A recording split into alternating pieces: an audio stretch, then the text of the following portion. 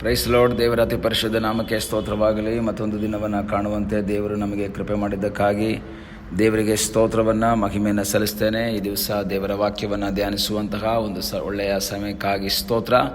ಇಂದಿನ ವೇದ ಅಧ್ಯಯನಕ್ಕಾಗಿ ಒಂದು ವಾಕ್ಯವನ್ನು ಓದೋಣ. ಯೋಹಾನ ಬರೆದ ಸುವಾರ್ತೆ 8ನೇ ಅಧ್ಯಾಯ 12ನೇ ವಾಕ್ಯ. ಏಸು ತಿರುಗಿ ಅವರ ಸಂಗಡ ಮಾತಾಡಲಾರಂಭಿಸಿ, ನಾನೇ ಲೋಕಕ್ಕೆ ಬೆಳಕು, ನನ್ನನ್ನು ಅನುಸರಿಸುವವನು ಕತ್ತಲೆಯಲ್ಲಿ ನಡೆಯದೆ ಜೀವ ಕೊಡುವ ಬೆಳಕನ್ನು ಹೊಂದಿದವನಾಗಿರುವನು ಎಂದು ಹೇಳಿದನು. ಏಸು ಈ ಲೋಕದಲ್ಲಿ ಇರುವಂತಹ ಸಮಯದಲ್ಲಿ ಏಸು ಹೇಳುವಂಥ ಒಂದು ಬಹಳ ಉನ್ನತವಾದಂಥ ಒಂದು ಮಾತು, ನಾನೇ ಲೋಕಕ್ಕೆ ಬೆಳಕು. ಯೇಸು ಸ್ವಾಮಿ ಈ ಲೋಕಕ್ಕೆ ಬೆಳಕಾಗಿದ್ದಾನೆ ಎಂಬುದಾಗಿ ವಾಕ್ಯ ಹೇಳ್ತದೆ. ಆದರೆ ಅದೇ ಮತ್ತಾಯನ ಬರೆದ ಸುವಾರ್ತೆ ನಾವು ಓದಬೇಕಾದ್ರೆ 5ನೇ ಅಧ್ಯಾಯದಲ್ಲಿ 14ನೇ ವಾಕ್ಯ, ನೀವು ಲೋಕಕ್ಕೆ ಬೆಳಕಾಗಿದ್ದೀರಿ. ಇಲ್ಲಿ 2 ರೀತಿಯ ಮಾತುಗಳನ್ನು ನೋಡ್ತೇವೆ. ಯೇಸು ಹೇಳ್ತಾರೆ ನಾನೇ ಲೋಕಕ್ಕೆ ಬೆಳಕು, ನಮಗೆ ಹೇಳ್ತಾರೆ ನೀವೇ ಲೋಕಕ್ಕೆ ಬೆಳಕು. ಹಾಗಾದರೆ ಯಾರು ಲೋಕಕ್ಕೆ ಬೆಳಕು? ಯೇಸು ಲೋಕಕ್ಕೆ ಬೆಳಕ, ನಾವು ಲೋಕಕ್ಕೆ ಬೆಳಕ? ಬಹಳ ವ್ಯತ್ಯಸ್ತವಾದ ರೀತಿಯ ಒಂದು ಮಾತುಗಳು ನೋಡ್ತೀವಿ. ಲೋಕಕ್ಕೆ ಬೆಳಕಾದಂತಹ ಯೇಸು ಈಗ ಹೇಳ್ತಾರೆ ನೀವು ಲೋಕಕ್ಕೆ ಬೆಳಕಾಗಿದ್ದೀರಿ. ಹಾಗಾದರೆ ನಿಜವಾಗಿ ಯಾರು ಬೆಳಕು? ಯೇಸು ಲೋಕಕ್ಕೆ ಬೆಳಕಾಗಿದ್ದಾನೆ ಎಂಬುದು ಸತ್ಯ. ನಾವು ಲೋಕಕ್ಕೆ ಬೆಳಕಾಗಿದ್ದೇವೆ ಎಂಬುದು ಸಹ ಸತ್ಯವಾದಂತಹ ಮಾತು. ಯಾಕೆ ಆ ರೀತಿಯಲ್ಲಿ 2 ರೀತಿಯಲ್ಲಿ ಹೇಳ್ತಾರೆ ಅಂದರೆ, ನಾವು ಕತ್ತಲೆಯಲ್ಲಿದ್ದಂತಹ ವ್ಯಕ್ತಿಗಳು. ನಾವು ಒಂದು ಪೇತ್ರ 2:9 ಓದುವಾಗ ನಾವು ಓದ್ತೀವಿ, ನಮ್ಮನ್ನು ಅಂಧಕಾರದಿಂದ ಅದ್ಭುತ ಪ್ರಕಾಶಕ್ಕೆ ನಡೆಸಿದಂತಹ ದೇವರು.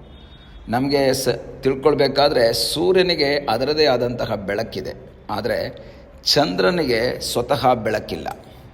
ಸ್ವತಃ ಬೆಳಕಿಲ್ಲದಂತಹ ಚಂದ್ರ ರಾತ್ರಿ ನಮಗೆ ಬೆಳದಿಂಗಳನ್ನು ದಯಪಾಲಿಸ್ತಾನೆ.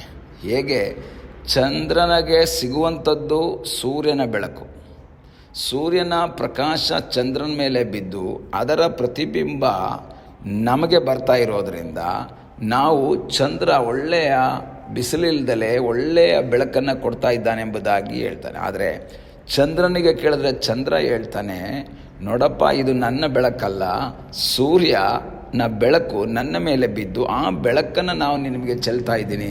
ಇದರ ಹಿಂದೆ ಬಹಳ ಪ್ರಕಾಶವುಳ್ಳಂತಹ ಒಬ್ಬ ಸೂರ್ಯ ಇದ್ದಾನೆ, ಆ ಸೂರ್ಯನೇ ನನಗೆ ಈ ಬೆಳಕನ್ನು ಕೊಟ್ಟಿರೋದು.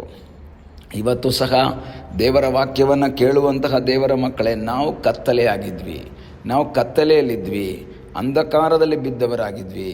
ಆದರೆ ಕ್ರಿಸ್ತನ ಪ್ರಕಾಶ ನನ್ನ ಮೇಲೆ ನಿಮ್ಮ ಮೇಲೆ ಬಿದ್ದಾಗ ನಾವು ಬೆಳಕು ಕೊಡುವಂತಹ ವ್ಯಕ್ತಿಗಳಾದ್ವಿ. ಯೇಸು ಸ್ವಾಮಿ ಎಲ್ಲಿವರೆಗೂ ಲೋಕಕ್ಕೆ ಬೆಳಕಾಗಿದ್ದನು? ದೇವರ ವಾಕ್ಯ 9ನೇ ಅಧ್ಯಾಯ, ಯೋಹಾನ 9ನೇ ಅಧ್ಯಾಯ 5ನೇ ವಾಕ್ಯ ಹೇಳುತ್ತೆ, ನಾನು ಲೋಕದಲ್ಲಿರುವಾಗ ಲೋಕಕ್ಕೆ ಬೆಳಕಾಗಿದ್ದೇನೆ. ಯೇಸು ಹೇಳ್ತಾರೆ ನಾನು ಲೋಕದಲ್ಲಿರುವಾಗ ಲೋಕಕ್ಕೆ ಬೆಳಕಾಗಿದ್ದೇನೆ. ಅಂದರೆ ಈ ಲೋಕವನ್ನು ಬಿಟ್ಟು ನಾನು ಹೋಗ್ತೀನಿ, ಈ ಲೋಕವನ್ನು ಬಿಟ್ಟು ತಂದೆಯ ಬಳಿಗೆ ನಾನು ಹೋದ ನಂತರ ಮತ್ತೆ ನಾನು ಲೋಕಕ್ಕೆ ಬೆಳಕಲ್ಲ, ನಾನು ನನ್ನ ಬೆಳಕನ್ನು ನಿಮ್ಮಲ್ಲಿ ಕೊಟ್ಟಿದ್ದೀನಿ, ನೀವು ಆವಾಗ ಲೋಕಕ್ಕೆ ಬೆಳಕಾಗಿರಬೇಕು. ನಾನು ನೀವು ಈಗ ಲೋಕಕ್ಕೆ ಬೆಳಕಾಗಿದ್ದೇವೆ. ಹೇಗೆ? ಕತ್ತಲೆಯಾಗಿದ್ದಂತಹ ನಮ್ಮ ಮೇಲೆ ಕ್ರಿಸ್ತನು ಪ್ರಕಾಶವನ್ನು ಕೊಟ್ಟು ಆ ಪ್ರಕಾಶದ ನಿಮಿತ್ತವಾಗಿ ನಾವು ಈಗ ಬೆಳಕಾಗಿರುವ ನಾವು ಜನರಿಗೆ ಬೆಳಕನ್ನು ಕೊಡುವ ಹಂಗಿನಲ್ಲಿದ್ದೇವೆ. ಹಾಗಾದರೆ ನಾನು ನೀವು ಕತ್ತಲೆಯಲ್ಲಿ ಇದ್ದಂತಹ ನಮ್ಮ ಜೀವಿತದಲ್ಲಿ ಬೆಳಕನ್ನು ಕೊಟ್ಟಿರೋದು ಯಾತಕ್ಕೋಸ್ಕರವಾಗಿ? ಬೆಳಕಿನಲ್ಲಿ ಸಂಭ್ರಮಿಸಿ ಜೀವಿಸುವುದಕ್ಕೆ ಮಾತ್ರವಲ್ಲ, ಆ ಸಂಭ್ರಮದೊಂದಿಗೆ ದೇವರು ಕತ್ತಲೆಯಾಗಿದ್ದಂತಹ ನನಗೆ ಬೆಳಕನ್ನು ಕೊಟ್ಟಿದ್ದಾನೆ ಎಂಬ ಸಂಭ್ರಮ, ಸಂತೋಷ, ಆನಂದ, ಸಡಗರ ನಮ್ಮಲ್ಲಿ ಇರುವಾಗಲೇ ನಮ್ಮ ಸುತ್ತಮುತ್ತಲೂ ಕತ್ತಲಲ್ಲಿರುವಂತಹ ವ್ಯಕ್ತಿಗಳಿಗೆ ಬೆಳಕನ್ನು ಚೆಲ್ಲುವುದಕ್ಕೋಸ್ಕರ ನನ್ನನ್ನು ನಿಮ್ಮನ್ನು ಬೆಳಕಾಗಿ ಮಾಡಿದ್ದಾನೆಂಬುದನ್ನು ನಾವು ಮರೆಯಬಾರ್ದು. ಒಂದು ಕಾಲದಲ್ಲಿ ಕತ್ತಲೆಯಲ್ಲಿದ್ದಂತಹ ನಾವು ಬೆಳಕಿಗೋಸ್ಕರವಾಗಿ ತೊರಿತಾ ಇದ್ದಂತಹ ನಮ್ಮ ಜೀವಿತದಲ್ಲಿ ಕ್ರಿಸ್ತನ ಬೆಳಕು ನಮ್ಮ ಮೇಲೆ ಬಿದ್ದಿದೆ. ನಾವು ಯೆಶಾಯ ಪ್ರವಾದನೆ ಗ್ರಂಥದಲ್ಲಿಯೂ ಸಹ ನಾವು ಓದ್ತೀವಿ. ಅದರ 60ನೇ ಅಧ್ಯಾಯದಲ್ಲಿ ನಾವು ಈ ರೀತಿಯಲ್ಲಿ ಓದ್ತೀವಿ, ಏಳು